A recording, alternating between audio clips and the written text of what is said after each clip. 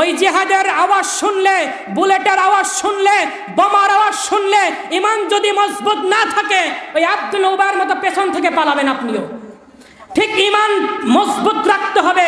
আব্দুল্লাহ উবাইয়ের মতো ওই আবু জাহেলকে রাজনৈতিক নেতা মানা যাবে না, আবার মসজিদে আল্লাহ রসুলকেও মানা যাবে না। দুই পক্ষেই থাকা যাবে না, বরং এক পক্ষ হতে হবে। সুবিধাবাদ জিন্দাবাদে মুমিন হওয়া যায় না, বরং আল্লাহ এবং আল্লাহ রসুলকেই মানতে হবে, এক পথে থাকতে হবে। আর নইলে আপনি বাতিলের পক্ষেই থাকেন, আপনার বিরুদ্ধে আমরা জিহাদ ঘোষণা করলাম, আপনার বিরুদ্ধে আমরা জিহাদ ঘোষণা করলাম, আপনি বাতিলের পক্ষে ইসলামের বিরুদ্ধে রুখে দাঁড়ান।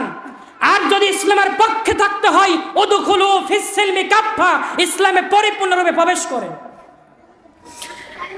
ইসলামে পরিপূর্ণরূপে প্রবেশ করতে হবে।